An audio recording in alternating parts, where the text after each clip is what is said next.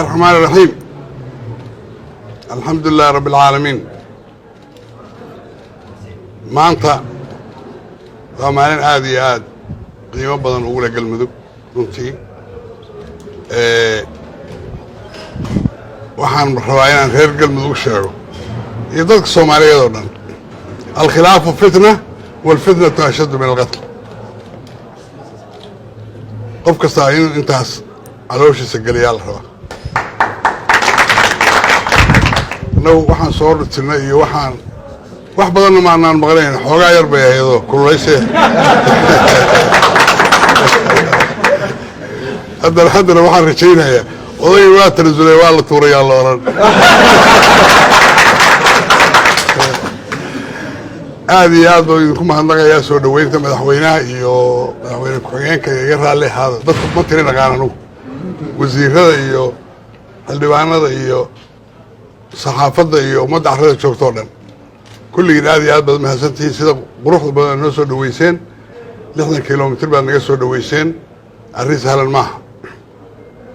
ilaahay waxaan ka rajaynayaa galmudug inay raysato dadka kulligood galmudug inay raysataan loo baahan yahay galmudug dhibaatada inay sii haysto looma baahna anugu geed fadhi kaliya ma ahaye waxaan rabaa inaan iska fadhiyo galmudug maba ka tagaayaba xamar dambe uma socdo qof walba ogow inaan jidadka iyo dekadaha iyo inaan dhisaano halkaasan iska aadahay ayadana waxaan rabaa laygu soo taakuleeyo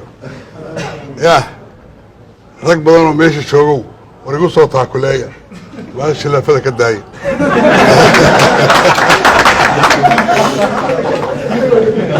warku waa inoo dambeeyaa habeen dambe iyo mar baan xaflad dhigan doonaa aan maaragtay si fiican u kaftanno aad iyo aad baad u mahadsantihiin galmudug waa mid laba maaha saacaddan laga bilaabo aad iyo aad baad u mahadsantihiin rag badan oo meesha jooga oo aan dareen ka qabaa waa jiraan iga raalli ahaada